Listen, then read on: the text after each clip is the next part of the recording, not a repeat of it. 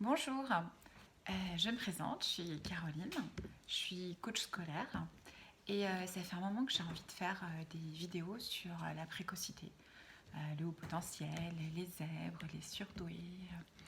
Euh, Ça fait un petit moment que ça me trotte en tête parce qu'on en parle beaucoup et pourtant il y a toujours les mêmes fausses idées qui circulent et les mêmes parents qui arrivent un petit peu à bout de souffle, à bout de course dans mon cabinet où là, il faut dédramatiser un peu tout ça et puis chercher ensemble des solutions.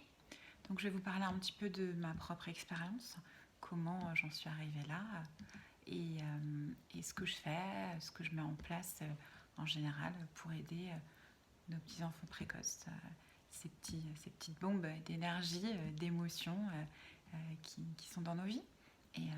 Et voilà. En fait, personnellement, je me suis toujours sentie un petit peu différente, un peu speed, un peu rapide, mais jamais ni trop à l'écart, ni trop intelligente. Voilà, pour moi, ce qui était important, c'était les copains, la cour des récré, et puis lire. En fait, je peux dire que la littérature m'a sauvée. J'ai passé mon enfance, mon adolescence à lire. Euh, c'est ce que je fais de mieux, c'est ce que je fais de plus, c'est ce que j'aime le plus. Ma maman m'a rappelé une anecdote il n'y a pas très longtemps. J'ai passé tous mes après-midi de CE2 dans la classe des enfants en difficulté où l'une de mes copines était trisomique et où j'étais persuadée que je pourrais l'aider à lire. Et donc, j'ai dû la martyriser, la traumatiser, cette pauvre copine, parce que j'ai passé pas mal d'après-midi à vouloir lui apprendre à lire. Et c'est ce que j'ai fait de mon CE2. Donc, du coup, je me dis que voilà, aider les autres, c'est quelque chose qui me tient à cœur depuis pas mal de temps. Donc, ouais, c'est sympa. Et l'éducation, voilà, l'éducation, c'est mon truc. Et puis, qu'est-ce que je vous disais? Oui, donc la littérature, moi, c'était plutôt ça mon dada avant et toujours, encore maintenant. Et puis, après ma fac de lettres, mon DUT métier du livre, bibliothèque, section jeunesse, j'ai commencé à avoir des enfants. J'ai eu ma fille, mon artiste, et puis mon fils, mon pénible. Alors on ne s'en rend pas tout de suite compte qu'on a des enfants un peu différents, un peu chahuteurs, un peu agités. Moi, je fais partie des mamans qui n'ont pas eu cette chance d'avoir des enfants qui font la sieste. Les miens, pas de sieste du tout. Je les ai eu rapprochés. Ça signifie que je ne me suis pas rendu compte tout de suite que l'un parlait super bien. Ma fille, comment vous la décrire? Elle est douce, elle est gentille, elle est plutôt calme. Après, il est hors de question de lui faire faire ce qu'elle ne veut pas faire. Elle a des idées arrêtées sur les choses. Elle ne travaille pas en classe. Elle ne travaille pas. Vous avez beau la punir, la disputer, faire du chantage, elle ne travaille pas. Mais elle est mignonne. Elle est tellement mignonne, elle est gentille, elle est douce, tout le monde l'adore. Ok, ça, c'est encore pas trop problématique. Vous savez, la petite HP caméléon, sensible, douce, au fond de la classe, populaire. Ok, ça passe. Et puis vous avez le deuxième, un garçon, qui lui est au potentiel option pénible, vraiment pénible. Sauf qu'à cette époque-là, moi je sais pas trop qu'il est au potentiel, je sais juste que c'est compliqué, que je suis appelée régulièrement à l'école et que je sais pas quoi faire. Parce que moi je le trouve drôle, ce gamin, il est marrant, il est ironique, il est rapide, il est vif, il est intelligent et je trouve ça cool, ça m'éclate. Ça fait rire que moi, et ça fait pas trop rire ses profs. On me dit que c'est compliqué de le garder en classe, qu'il arrête pas de bouger, qu'il voilà, qu'il fait rapidement ses exercices, mais à la limite, on s'en fout un peu. Ce que veulent les profs, c'est surtout le calme en classe, c'est que cet enfant arrête de gigoter, arrête de prendre la parole, etc. Ok. On temporise, il est petit, on discute avec la prof, on est derrière, on va faire tout ce qu'il faut, il n'y a pas de souci. Sauf que que les années passent et que chaque année, vous êtes convoqué 1 fois, 2 fois, 3 fois, qu'on vous dit toujours la même chose, que à la maison, vous sentez bien que c'est compliqué, ces petits bouts de môme là qui a envie de gérer un peu à sa manière, qui fait des grosses colères, qui passe du rire aux larmes en quelques secondes. C'est un peu étonnant, compliqué. Et puis il y a un gros problème qui fait que il y a un moment où on se dit bon bah ok, je vais aller voir le psy parce que là il faut vraiment qu'on trouve des solutions, j'y arrive plus. Je suis fatiguée, j'en ai marre. J'ai beau le comprendre, j'ai l'impression que je suis la seule et puis en même temps c'est normal, c'est le mien, c'est mon fils. Ok, on va chez le psy. Et puis, bon, bah, on va faire des tests. Je vous passe les sourires ironiques de la famille, des amis. Ouais, ton gosse, c'est pas précoce. Plutôt mal élevé ou un peu agité. Ouais, peut-être. Et puis voilà, on arrive au test. On fait les tests qui durent un certain temps, qui coûtent un certain montant. Et puis voilà, on vous dit que votre enfant est précoce. Ok.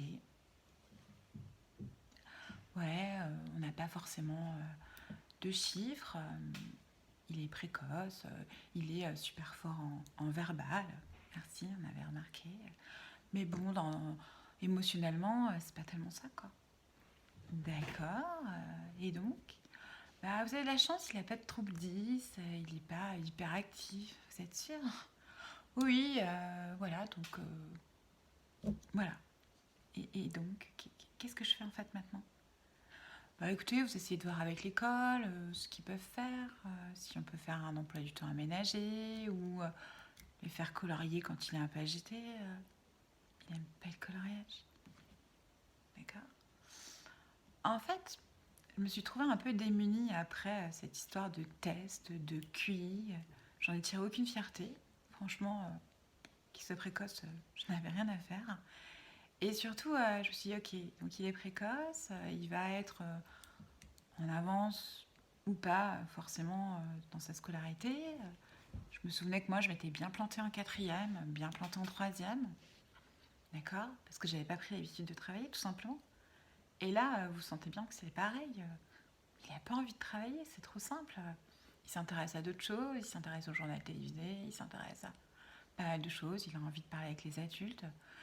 Sauf que à l'éducation nationale, les adultes, ils n'ont pas le temps, ils n'ont pas envie. Alors, je ne vais pas tirer à boulet rouge sur les profs parce que les profs ne sont pas formés, les profs n'ont pas le temps, et puis c'est compliqué d'avoir un tourbillon comme ça dans sa classe, sachant que dans une classe, il y a certainement pas moins de 5 enfants entre les précoces, les hypersensibles, les dysgraphiques, dyslexiques, dyscalculiques.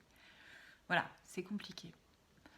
Euh, du coup, euh, du coup, je me suis formée. J'ai pris ce temps pour me former à la pédagogie positive, à la gestion mentale, à la STNV, pour trouver des solutions, des pistes, pour savoir aussi si j'avais pas fait quelque chose de mal. C'est de ma faute s'il est précoce. C'est génétique la précocité. Et ça sert à quoi la précocité? Est-ce que on va être malheureux toute sa vie? Est-ce que moi je le suis? Est-ce que j'ai été malheureuse? Finalement, j'ai pas été malheureuse. Peut-être un peu en décalage, peut-être un peu trop de caractère. Donc, qu'est-ce qu'on fait une fois que son enfant est précoce? Voilà toute l'ambiguïté de ces tests en fait. C'est l'accompagnement derrière qui m'a manqué, c'est l'accompagnement, la discussion, les groupes de parole, les groupes. J'ai pas trouvé. J'ai cherché un peu, mais je me suis sentie démunie, je me suis sentie seule et je voulais accompagner au mieux mes enfants. Ma fille, ça allait plutôt bien, mais mon fils, ça allait pas du tout. Et, euh, et voilà. Donc, à force de se former, à force de lire et de relire tout Fioza, tout Marshall Rosenberg pour la communication non violente, tous ces bouquins, j'ai tenté d'avoir des pistes, des outils et de les mettre en application avec nos enfants précoces. Et ouais, du coup, j'ai commencé à pouvoir respirer un petit peu Et ça fait du bien. Ça fait beaucoup de bien. Maintenant, il y a beaucoup de profils d'enfants précoces. Certains disent 5, d'autres 7. J'ai du mal un peu avec les profils, avec les cases, avec les étiquettes. Mais bon, ok, je veux bien admettre. Voilà, je vais arrêter cette vidéo parce que je voulais pas une vidéo trop longue. Je voulais une vidéo qui fait déjà 10 minutes 30. Donc, si ça vous a plu, laissez-moi vos encouragements ou des petits pouces ou des petits likes. Et puis, je vais continuer mes vidéos. Je vais continuer à vous livrer des petites astuces que je fais au quotidien. Et puis, venez en discuter avec moi parce que ouais, c'est ce que j'ai envie aujourd'hui, en ce moment, de discuter des enfants différents, précoces, hyper. Et puis voilà, ensemble on est plus fort et je pense qu'on peut tous apporter beaucoup, beaucoup de choses à nos enfants différents. Je vous souhaite une belle journée.